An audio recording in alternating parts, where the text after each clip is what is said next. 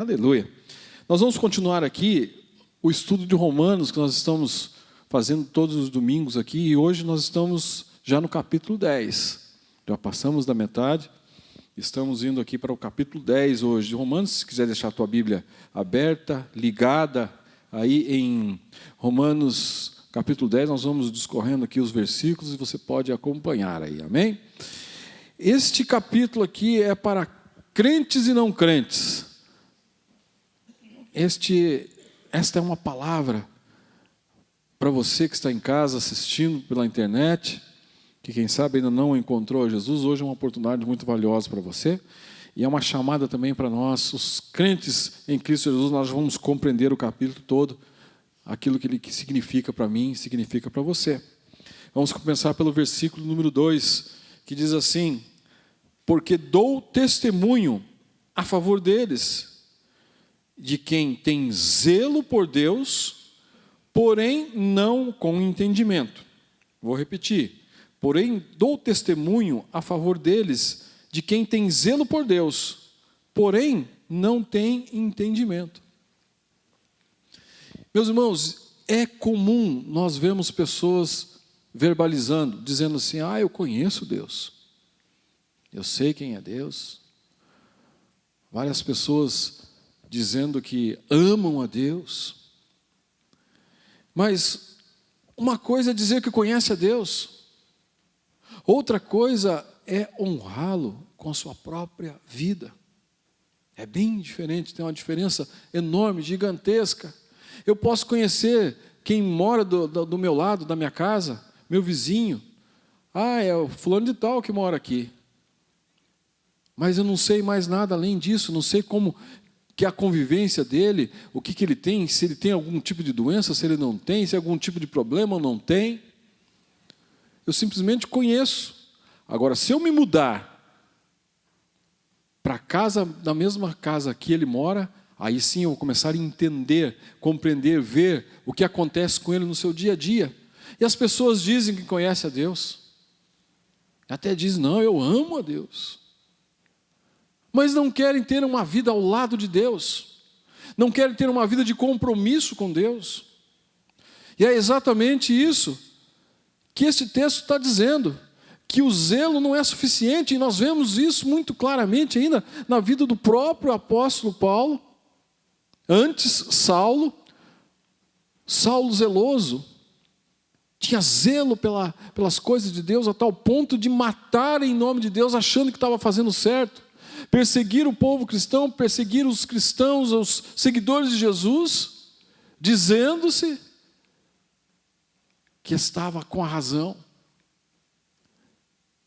fazendo aqui, dou testemunho a favor deles, que tem zelo por Deus, porém não tem entendimento. Ter entendimento é andar com Deus, é viver Deus em todos os momentos, é compartilhar dele, aleluia, compartilhar da sua palavra, daquilo que ele oferece para mim e para você na sua totalidade. Amém? Aleluia. Zelo não é suficiente. Nós devemos estar fundamentados em uma busca constante de um conhecimento aprofundado com Deus. Aleluia. Eu tenho uma notícia bem boa, que quanto mais nós buscamos a Deus, mais nós conhecemos a Ele, e não tem fim essa busca, esse conhecimento. Aleluia. É interessante. Eu quero fazer uma comparação bem baixa, bem minúscula, bem pequena. Eu já vou fazer 54 anos de idade, e comecei a tocar na igreja desde os 5. E às vezes as pessoas, quando falam sobre música comigo, você já sabe tudo, né? Eu falo: não, negativo, estou aprendendo. A cada dia eu aprendo uma coisa nova, uma frase nova para fazer no teclado, um acorde, essa combinação aqui é diferente, alguma coisa assim. E assim é o nosso andar com Deus, meus irmãos. Amém? Nós não podemos nos contentar. Sabe por quê? Deus a cada dia tem algo novo para oferecer para mim e para você. Aleluia. Uma revelação nova, uma unção nova. Aleluia. Uma revelação da sua palavra, algo novo para oferecer, uma bênção quando nós caminhamos com Ele. aleluia, de fato, de verdade, nessa busca incessante, nesse conhecimento aprofundado com Ele, nós fazemos parte daquele versículo que diz assim, que eu e você andaremos em novidade de vida. Aleluia. Por isso que a vida do crente não é monótona.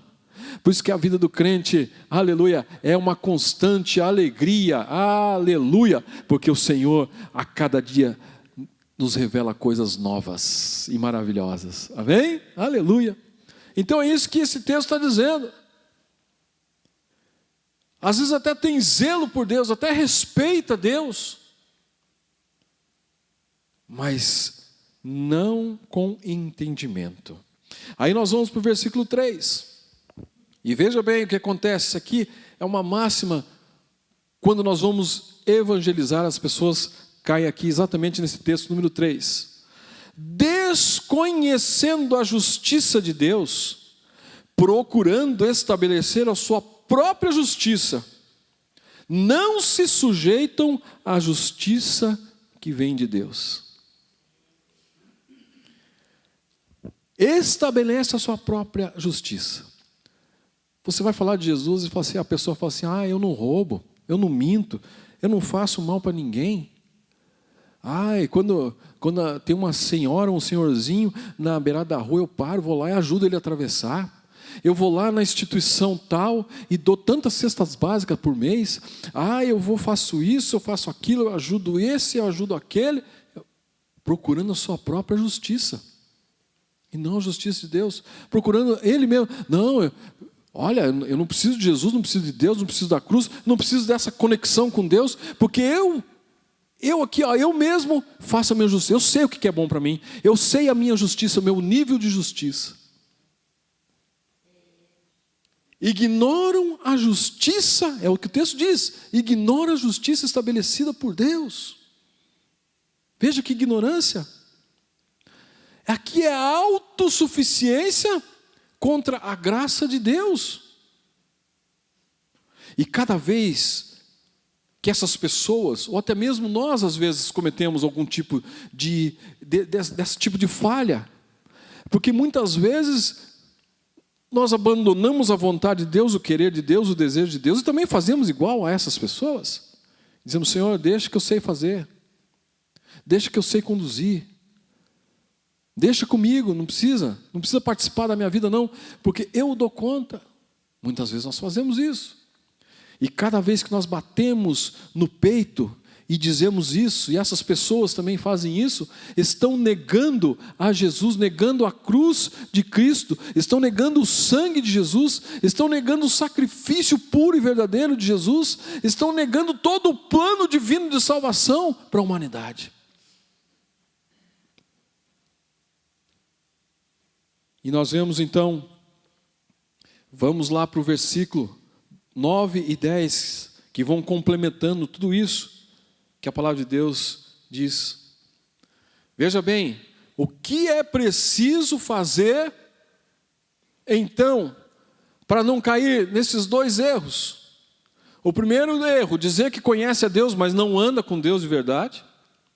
E depois querer ser justo, andar na sua própria justiça. Versículo 9 diz assim: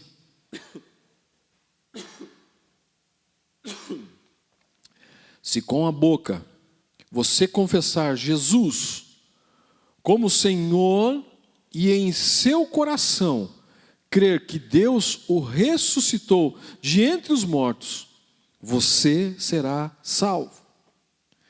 Porque com o coração se crê para a justiça e com a boca se confessa para a salvação.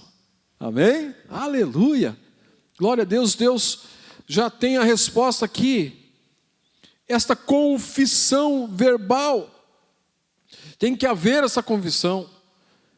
Tem que haver esse reconhecimento de autoridade sobre Jesus, de Jesus sobre as nossas vidas. Nós temos que conversar, por isso que nós fazemos uns apelos aqui na igreja. Quem deseja aceitar Jesus e tem a confissão, no curso de batismo a gente ensina a confissão, na hora de se batizar também, a pessoa repete palavras de confissão, confissão de fé.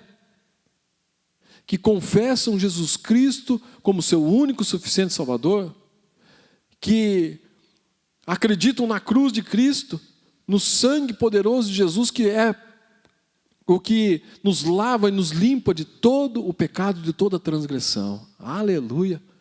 E então é por isso que nós fazemos, por isso que nós pedimos para levantar a mão, para que se torne público, para que você diga para você mesmo e para as outras pessoas, que agora você não anda mais na sua justiça, que agora a partir desse momento, a justiça de Deus começa a imperar na minha vida, aleluia, e não é mais o que eu penso, e não é mais o que eu acho, aleluia, é aquilo que Deus tem para a minha vida, aleluia, glória a Deus. Confissão verbal é o reconhecimento da autoridade de Jesus sobre a nossa vida. E o batismo também é um ato público que nós mostramos para as pessoas que nós queremos não apenas falar que amamos a Deus, não apenas dizer que conhecemos a Deus, mas que agora sim nós andamos em novidade de vida com o nosso Deus. Aleluia, glória a Deus. Então essa combinação desta confissão, junto com a fé, que no versículo que nós lemos aqui, que vem do coração, formam este elo que é indestrutível da salvação em Cristo Jesus. Aleluia, glória a Deus. Vamos lembrar de Jó. Deus permitiu tocar nos seus bens materiais, as suas posses, tudo que ele possuía, nos seus filhos, enfim, mas não tocou na vida de Jó. Meus irmãos, quando nós vemos isso, e quando nós falamos de salvação, quando nós falamos deste elo indestrutível, é algo que ninguém pode roubar a nossa salvação. Aleluia! O inimigo, o diabo, o inferno pode roubar a nossa salvação. Aleluia, glória a Deus, aleluia. Coisa maravilhosa, coisa grandiosa. Vamos para os versículos de número 13, 14 e 15 também.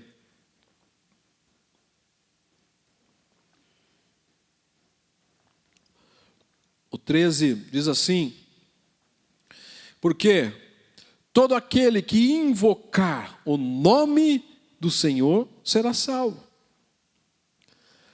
Agora vem aqui, até aqui o texto falava sobre aqueles que não servem a Deus, aqueles que ainda não servem a Deus. Agora começa a falar comigo e com você, que já somos salvos, que já reconhecemos isso, que já praticamos todas essas coisas. E diz aqui o 13: todo aquele que invocar o nome do Senhor será salvo. O 14: como porém e como crerão naquele de quem nada ouviram? Ou como ouvirão se não há quem pregue? E como pregarão se não forem enviados? Como está escrito: quão formosos são os pés dos que anunciam as boas obras ou as coisas boas. Amém? Aleluia. Alguns poderão dizer assim: puxa, mas principalmente aqueles que se julgam ateus, que não acreditam que exista um Deus, e diga: esse Deus aí é muito soberbo, né? Esse Deus aí que vocês pregam, ele só quer toda a glória para ele. Eu já ouvi falar isso, pessoas já mencionaram isso. Esse Deus, ele só quer tudo para ele, quer a glória para ele, ele quer que você seja um robozinho enviado por ele, que faça tudo o que ele quer que você faça. Não compreendem? Meus irmãos, quer só a glória para ele, quer só a declaração de amor para ele. Puro engano, puro engano. Nós acabamos de ler aqui no versículo 13, é justamente ao contrário. O que nós lemos no versículo 13? Todo aquele que invocar o nome do Senhor será salvo. Aleluia, todo aquele que invocar o nome do Senhor será salvo. Não tem distinção. Aleluia. Quer mais um Deus mais democrático do que esse? Ele não rejeita ninguém. Aleluia. De maneira nenhuma aquele que vem a ele joga fora, diz o texto da Bíblia. Aleluia. Ele não lança fora aquele que vem para ele. Aleluia. E então, nós vemos que quem invocar o seu nome será salvo. Qualquer outra instituição faz distinção de pessoas. Qualquer outra. A tal instituição só aceita esse, só aceita aquele, discrimina esse, discrimina aquele. Foi o que o pastor Ruth estava falando no começo aqui do culto, sobre nós somos iguais perante o Senhor. Aleluia. Ele não nos olha como nós olhamos as outras pessoas. Às vezes nós sim discriminamos.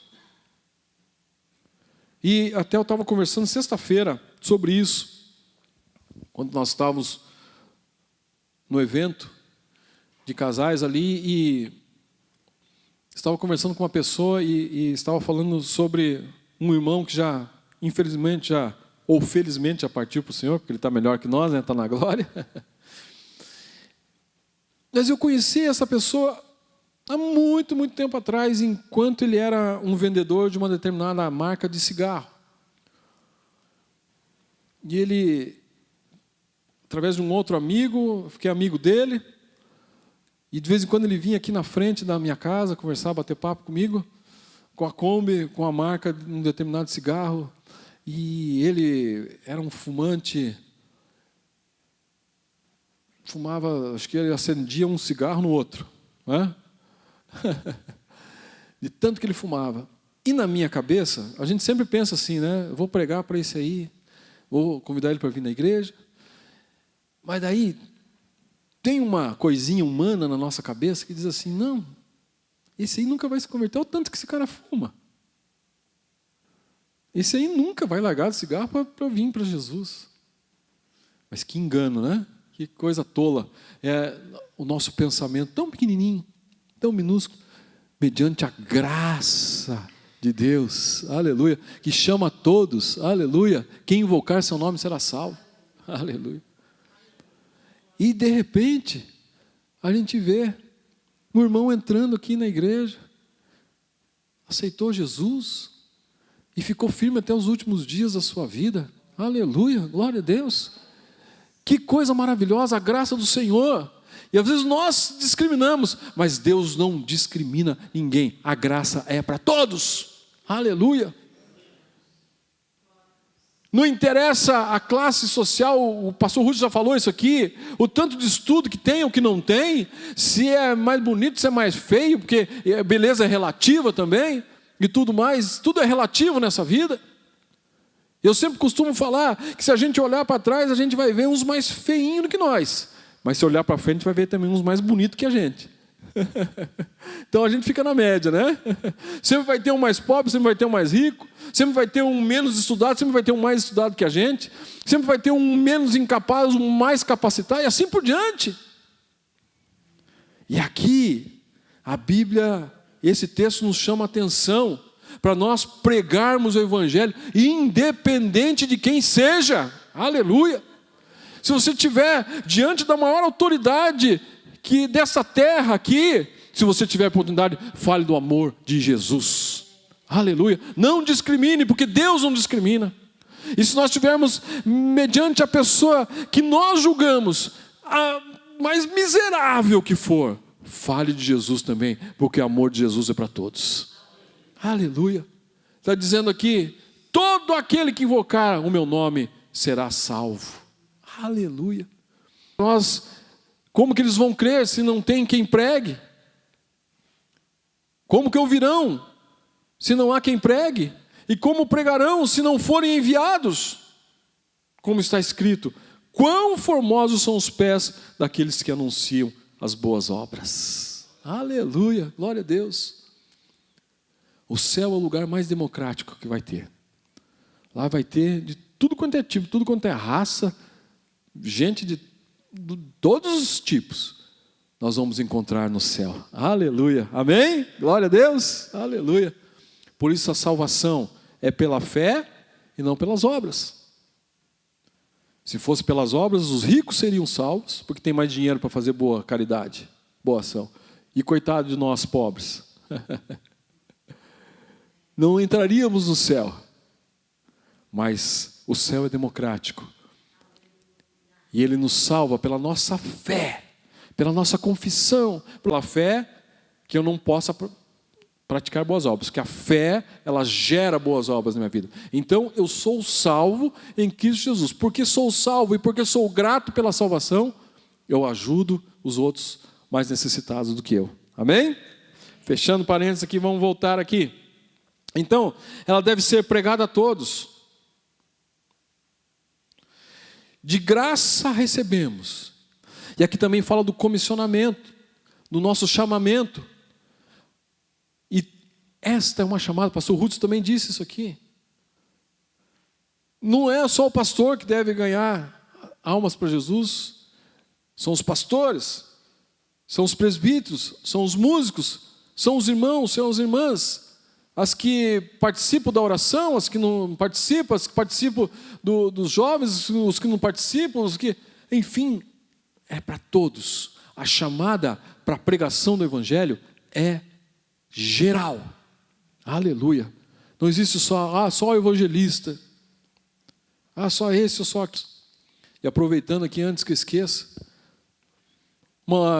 quando estava fazendo aqui, eu pensei de uma forma, aqueles que têm celular, que têm WhatsApp, peguem essas mensagens, as outras mensagens que nós temos, na TV chamada Final, vai mandando uma por dia, copia o link lá, vai mandando para um amigo teu, uma amiga tua, vai mandando, olha, ouça aí a palavra de Deus, olha, teve um culto maravilhoso na minha igreja ontem, estou te enviando o link para você escutar e ver lá. Tem uns irmãos abençoados, a palavra foi boa, foi ótima.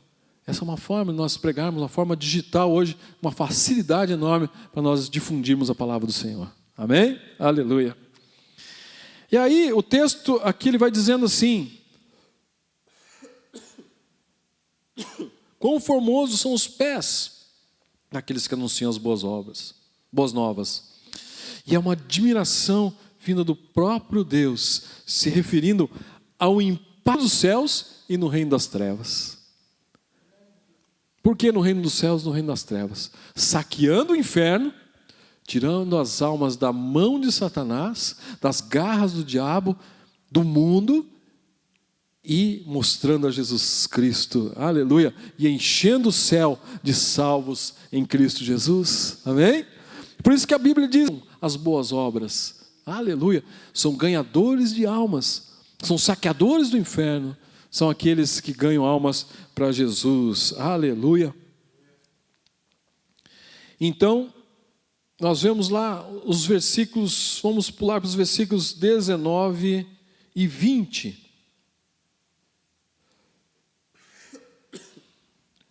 Pergunto mais, será que isso não chegou ao conhecimento de Israel?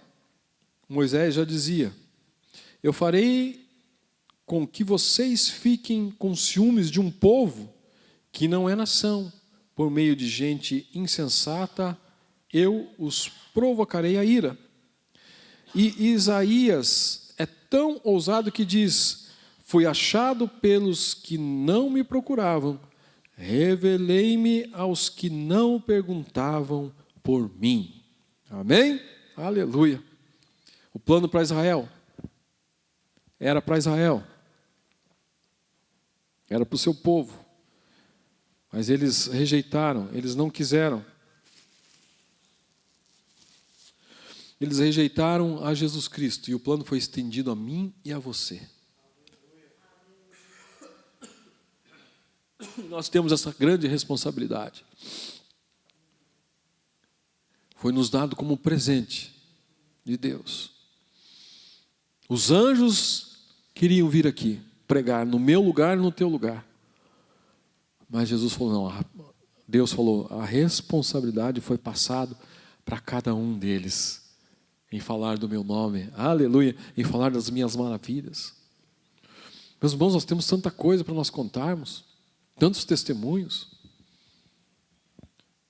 Conte o testemunho da tua conversão, de uma cura, de um milagre que você recebeu, de uma bênção material, física, financeira, conjugal, familiar. Enfim, nós temos motivo de sobra para nós falarmos deste amor tão maravilhoso e retribuirmos isso, esse presente que nos foi dado.